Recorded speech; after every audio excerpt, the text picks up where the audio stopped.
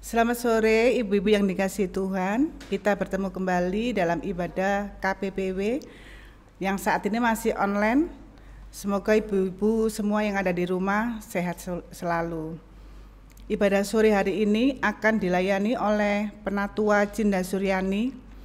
Dan sebelum kita akan mulai, kita akan menyanyikan lagu Mars Wanita GKJW.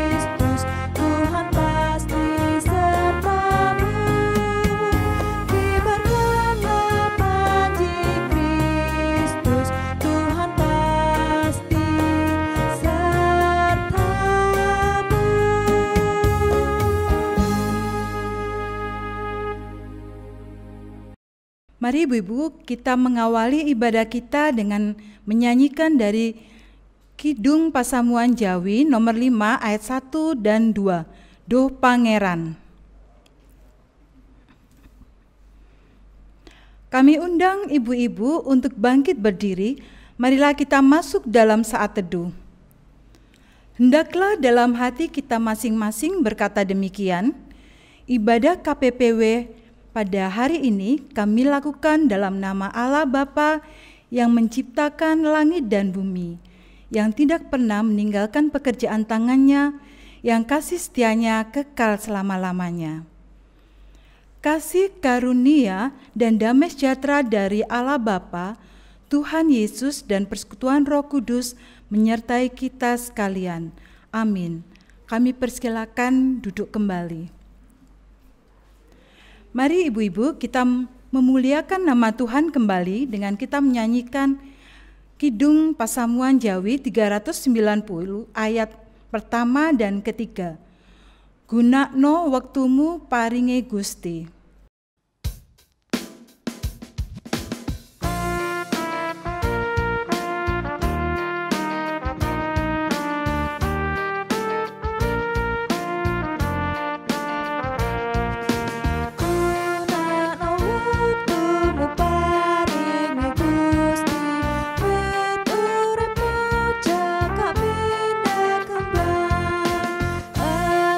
Barang langgang ing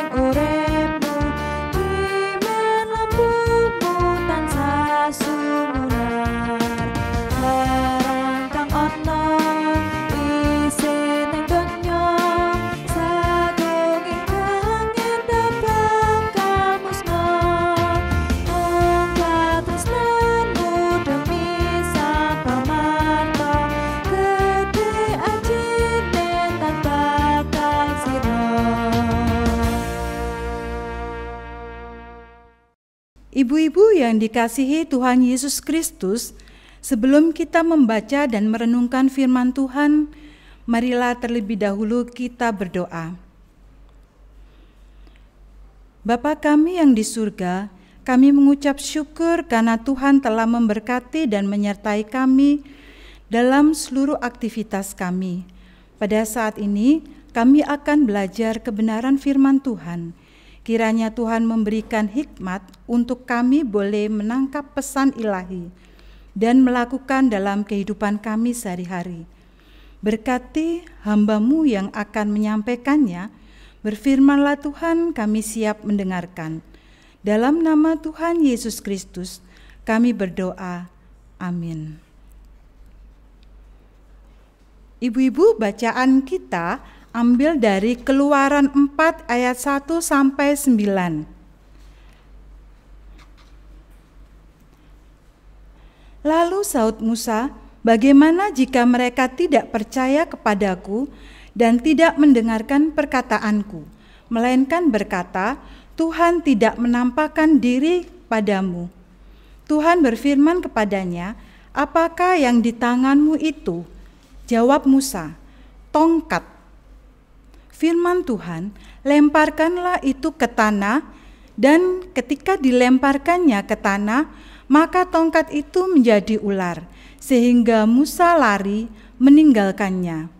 Tetapi firman Tuhan kepada Musa, ulurkanlah tanganmu dan peganglah ekornya. Musa mengulurkan tangannya, ditangkapnya ular itu, lalu menjadi tongkat di tangannya. Supaya mereka percaya bahwa Tuhan Allah nenek moyang mereka, Allah Abraham, Allah Ishak, dan Allah Yakub telah menampakkan diri kepadamu. Lalu firman Tuhan kepadanya, masuklah tanganmu ke dalam bajumu, dimasukkannya lah tangannya ke dalam bajunya. Dan setelah ditariknya keluar, maka tangannya kena kusta, putih seperti salju. Sesudah itu firman-Nya, masukkanlah tanganmu kembali ke dalam bajumu. Musa memasukkan tangannya kembali ke dalam bajunya, dan setelah ditariknya keluar, maka tangan itu pulih kembali seperti seluruh badannya. Jika mereka tidak percaya kepadamu dan tidak mengindahkan tanda mukjizat yang pertama, maka mereka akan percaya kepada tanda mukjizat yang kedua. Dan jika mereka tidak juga percaya kepada kedua tanda mukjizat ini dan tidak mendengarkan perkataanmu, maka engkau harus mengambil air dari sungai Nil dan harus kau curahkan di tanah yang kering. Lalu air yang kau ambil itu akan menjadi darah di tanah yang kering itu. Amin. Mari ibu-ibu kita sambut firman Tuhan yang telah kita baca dengan menyanyikan Kidung Pasamuan Jawi 202 ayat yang pertama, Rahayu kang utomo lakune.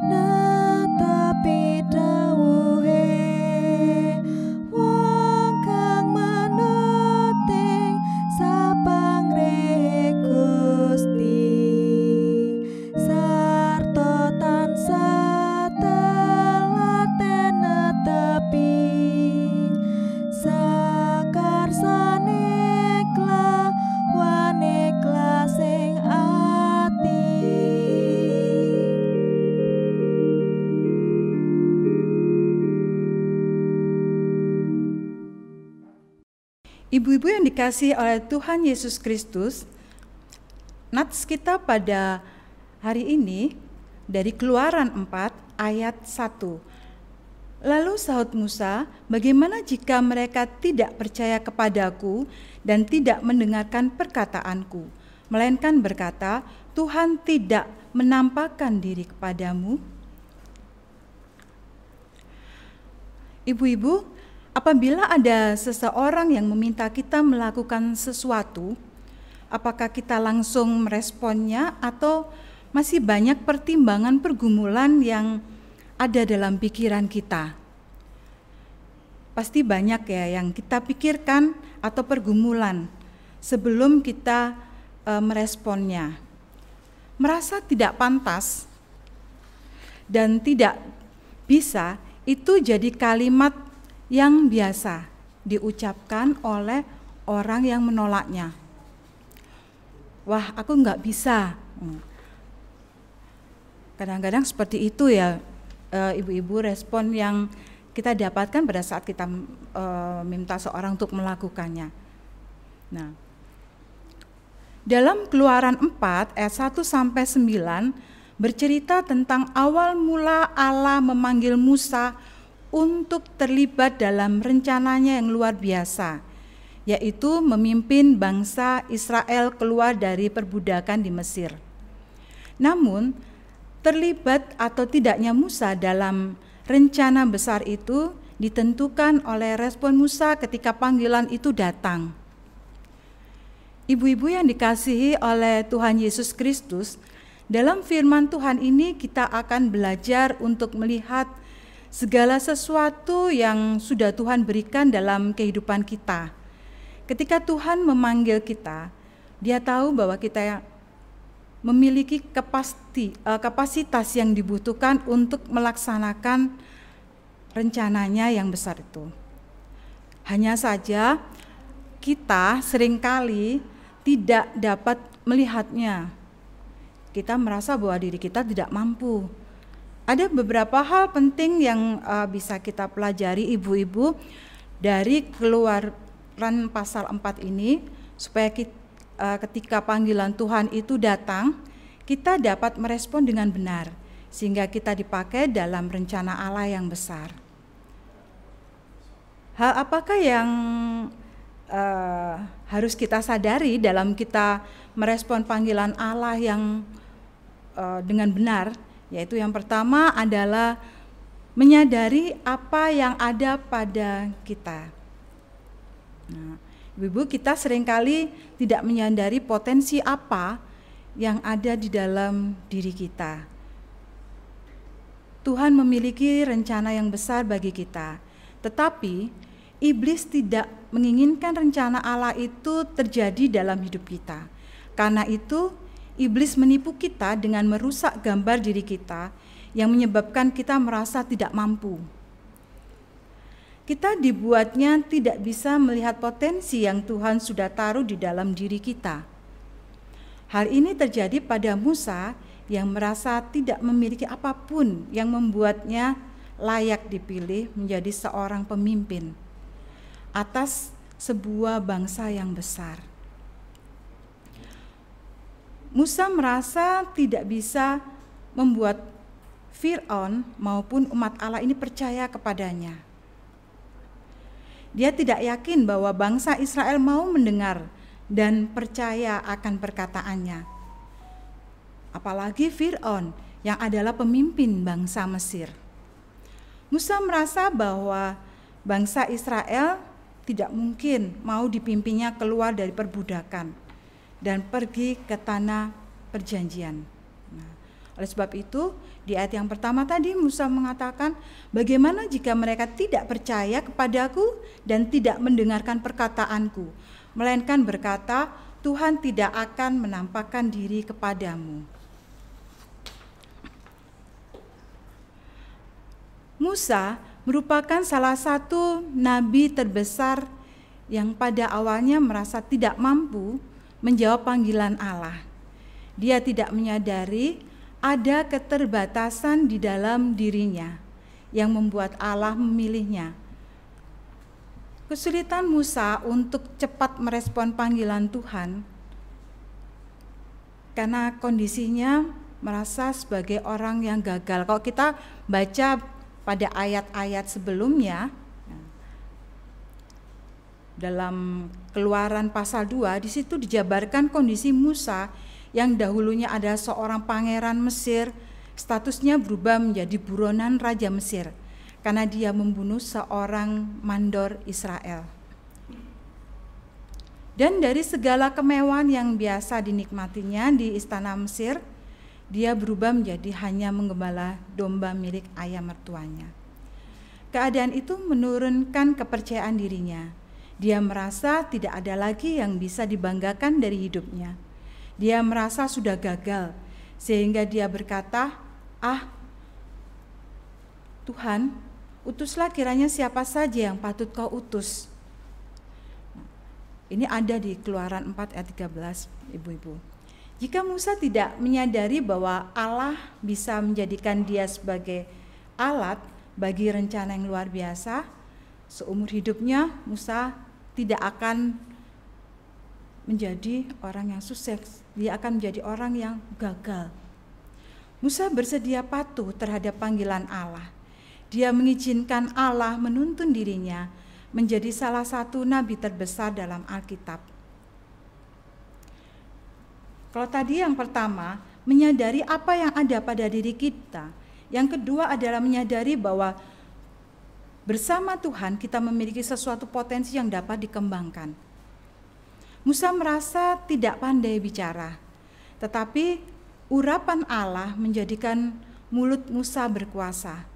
Selain itu masih ada Harun yang dipakai Allah untuk menolong Musa, serta mukjizat-mukjizat yang dibuat Allah melalui Musa bisa terlihat langsung oleh bangsa Israel dan bangsa Mesir, sehingga mereka mengetahui bahwa Allah adalah suatu yang punya kuasa untuk melakukan banyak mukjizat.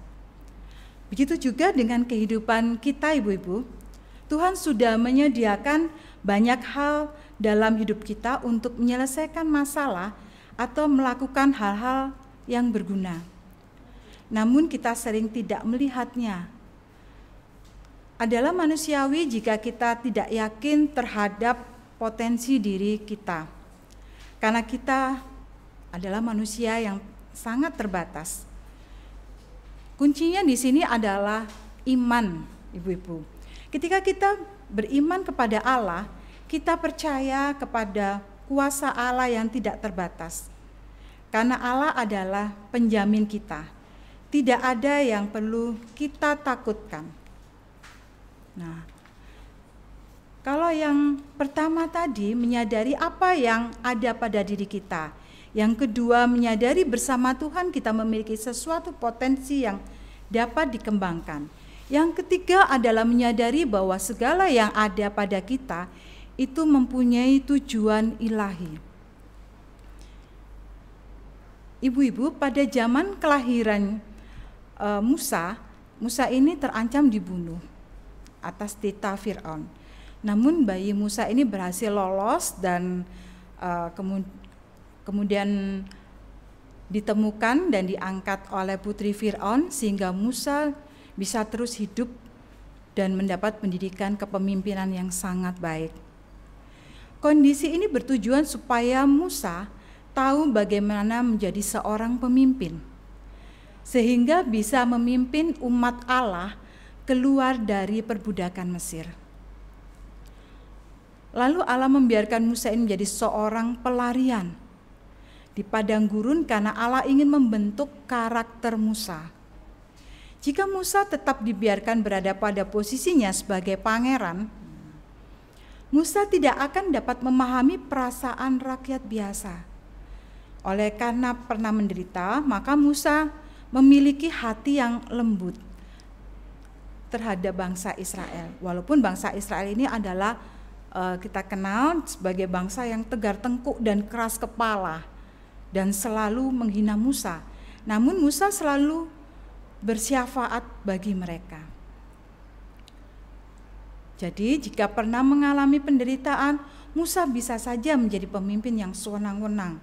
Jadi kalau Musa tidak mengalami penderitaan itu, dia akan menjadi seorang pemimpin yang sewenang-wenang. Seperti yang kita ketahui, dia membunuh orang Israel yang memukul orang Ibrani. Sekalipun cerdas, tetapi jika hati Musa tidak lembut, Allah tidak dapat memakai dia. Musa bahkan bisa menjadi berbahaya karena kecerdasan yang dia miliki. Penderitaan membentuk karakter Musa menjadi seorang yang baik.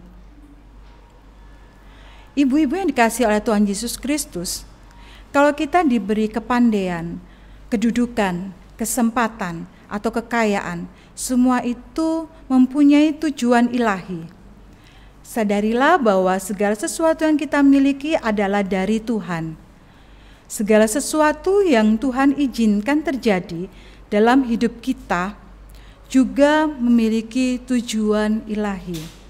Kita bisa menyadari hal tersebut hanya jika kita mempunyai hubungan yang intim dengan Tuhan. Ibu-ibu, saat ini mungkin banyak di antara kita yang merasa tidak punya apapun yang bisa kita pakai untuk melakukan sesuatu, apalagi untuk melakukan hal-hal yang besar. Tetapi sadarilah bahwa rencana Tuhan di dalam hidup kita sangat dahsyat. Potensi dalam diri kita bisa terus dikembangkan. Talenta yang kita miliki pada awalnya terasa tidak berarti. Itu wajar, karena saat itu talenta kita belum menghasilkan apa-apa. Namun, Allah memberikan dalam diri kita talenta yang dapat berkembang. Jika kita terus-menerus mengusahakannya dengan iman, ketaatan, kesetiaan, maka talenta itu akan berkembang berlipat kali ganda. Rencana Tuhan adalah memakai hidup kita untuk menyatakan kasih dan kemuliaan-Nya ke seluruh dunia, terutama orang-orang di sekitar kita. Jadikanlah kemerdekaan yang telah kita terima untuk merespon dengan benar panggilan Tuhan dalam hidup kita. Selamat menjadi berkat dan kemuliaan Tuhan. Amin. Ibu-ibu yang dikasihi Tuhan Yesus Kristus, marilah mengucap syukur atas segala anugerah dan berkat Tuhan dalam kehidupan kita dengan mengumpulkan persembahan bersama dengan memuji Kidung Pasamuan Jawi 160 ayat ke-1. Gusti kawula ngaturkeun badan nyawa.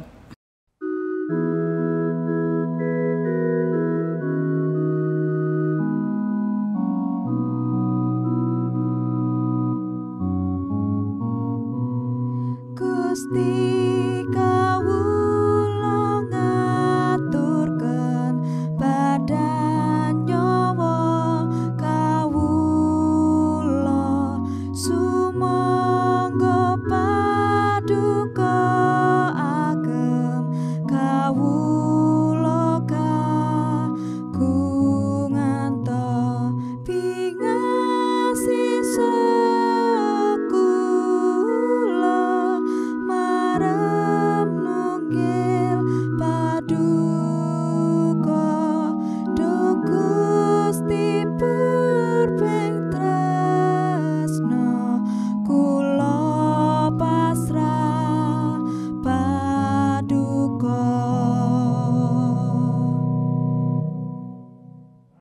Ibu-ibu, mari kita masuk dalam doa syafaat.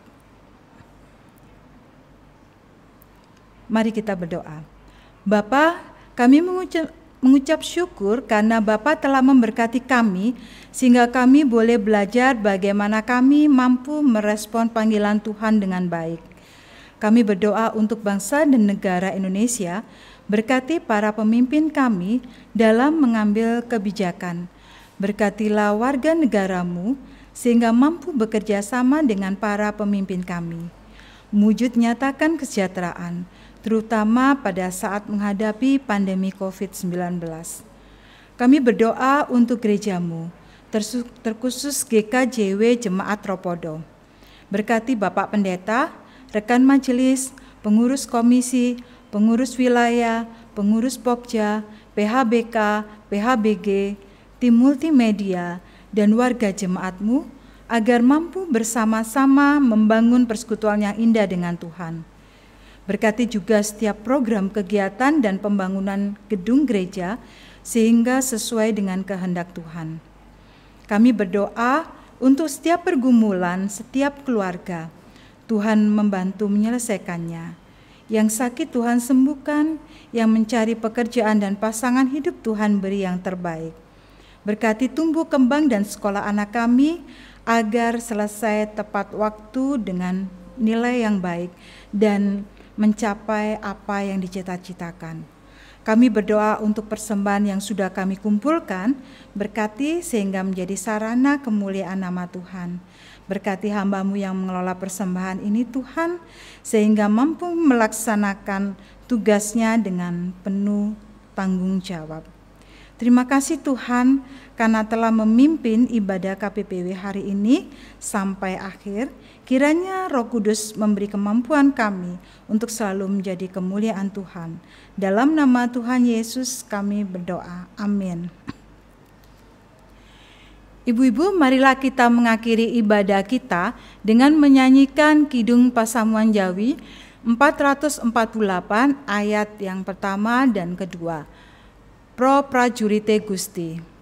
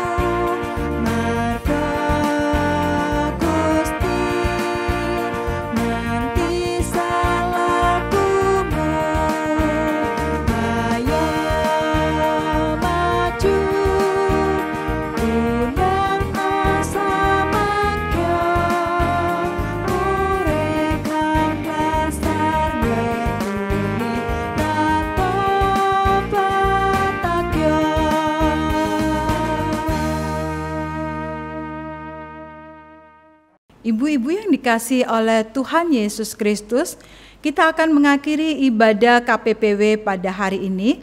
Marilah kita bangkit berdiri untuk menerima berkat Tuhan. Turunlah atas kita sekalian anugerah dan damai sejahtera dari Allah Bapa, Tuhan Yesus Kristus, dan persekutuan Roh Kudus, mulai saat ini sampai selama-lamanya. Amin. Dipersilakan duduk kembali. Tuhan Yesus memberkati.